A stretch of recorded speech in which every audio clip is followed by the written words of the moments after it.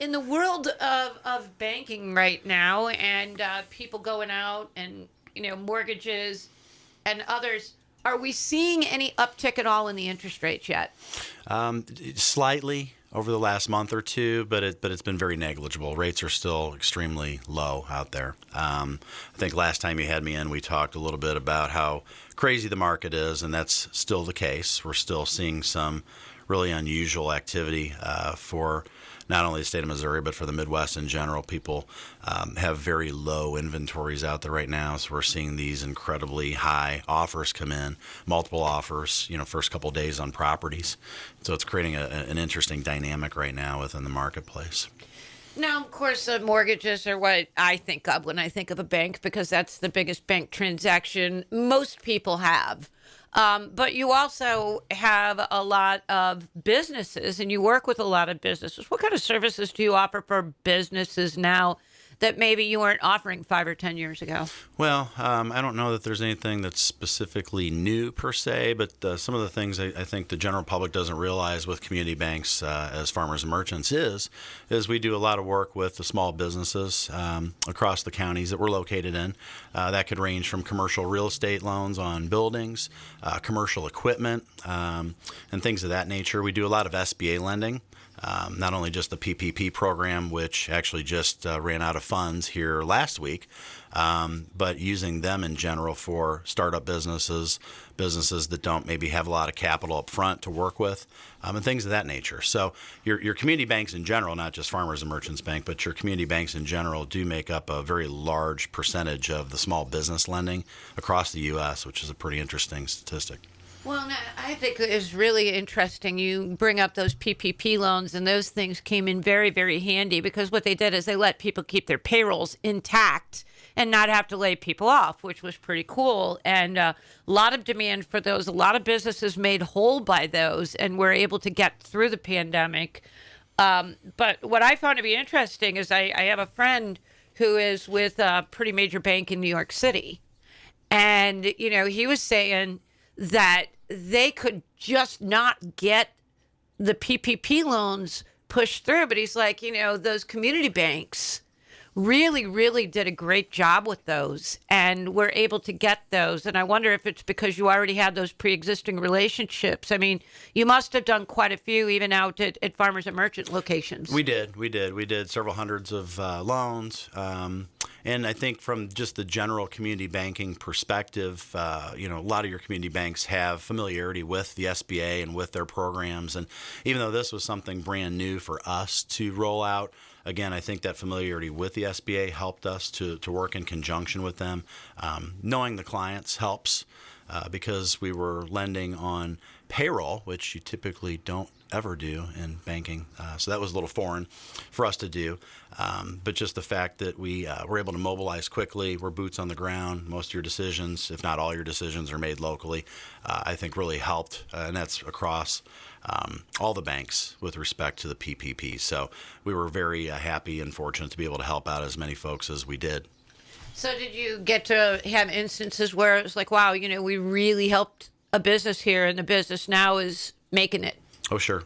Many restaurants. And actually this last leg, so there were, I guess, technically 3 waves or sections of the PPP rollout. And the last rollout seemed to be primarily farmers, which was interesting. So once they started allowing Schedule F borrowers, your farmers, to be eligible for the program, we saw a high propensity, if you will, the last month or so of farmers roll in. So we hopefully, again, helped in that sector. Definitely know in the food and beverage and some of the other hospitality industries where I think they were the hardest hit, and they've still seen downturns with having difficulty in getting employees to either show back up for work or things of that nature. Was good for us to know that we've kept most of those businesses that we worked with solvent. And that is a very cool thing. Yeah, I remember seeing one restaurant owner was driving by my house one day, and he was just like all excited, couldn't wait to tell me, rolled down his window. He's like, I got my PPP loan. I'm keeping my people.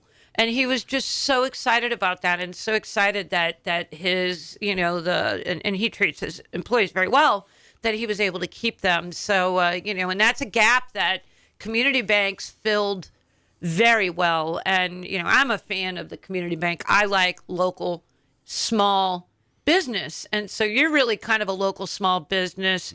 When you're making loan decisions or other decisions, who all do you have to ask? Depending on the size of the loan, may determine or dictate who's making those decisions. So a lot of those decisions are made locally, either by myself or my chief credit officer. If they get larger in scale, we have a committee that meets on a weekly basis. And then even our board of directors, which can be mobilized, typically either phone calls or within a day or two. So the nice thing is, and the difference is between larger banks and smaller community banks, larger banks usually are headquartered off somewhere else, and those decisions have to be made in a little more of a bureaucratic format. Your community banks, your decisions are made at the local level, so you're not waiting forever. Typically, if you have all your documentation and paperwork together, those decisions can be made within sometimes a matter of days. So in addition to all of the, money aspects of the bank, which is the purpose of the bank and the mission of the bank, you also have some fun stuff that's tied in with the bank, and you do a lot of community involvement. You are active in a lot of community organizations, and you also have some routes to fun. So let's hear about fun. I'm in the mood for it. Okay, so just a few events that are either upcoming here later this year or even this week. I'll start with this week. So beginning Tuesday this week, we have about 6 or 7 of my staff members that are going to be heading out to the Edgar Murray School in St. Clair. It's part of a program called Teach Children to Save Day. We actually do it over a handful of days.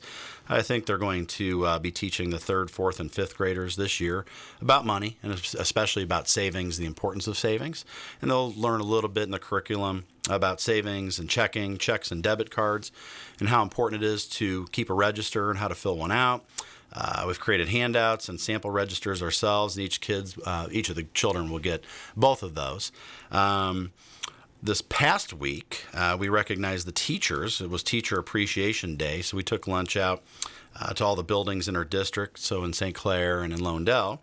And then also last week was Firefighter Appreciation Day as well, so it's kind of a busy week. So we took lunch out to the first responders and the firefighters that work so diligently in our communities. We're getting ready to launch a mobile deposit promotion in the next month, and that will have a how-to video. And the first $5 deposit is on us. It's easy. With everybody's busy lifestyles these days, it's really a time saver, something that saves you the hassle of lines and trips to the bank.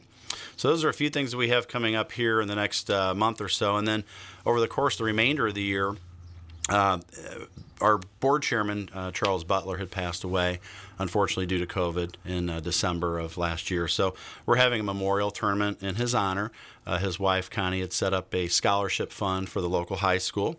That golf tournament is going to be Friday, June 4th. From a player perspective, it's actually already sold out, but we're still taking sponsorships. And all those proceeds go to that scholarship for some deserving senior at St. Clair High School. I think to date, we've already raised almost $15,000. And that's great. A month and a half before the tournament even starts. So, Wow. Travel Club. So as a community bank, we do Travel Club. Obviously, we've had some issues with COVID in Travel Club because you're not exactly sure, when you're going, where you're going, and what restrictions. What's open when you get there? Exactly. So but we are going to start resuming trips as of June 16th, and those can be found on our website. September 9th, we're going to be hosting an estate planning seminar. That's going to be in conjunction with the law firm of Eckelkamp Kensel out of Washington.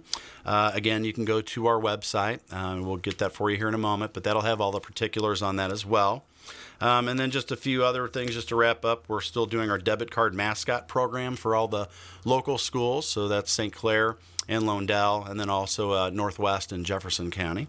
We're doing our first responders barbecue. That's typically in July every year. So we make sure we take care of our police officers and our firefighters and our ambulance and everybody else that really puts their life on the line every day for us.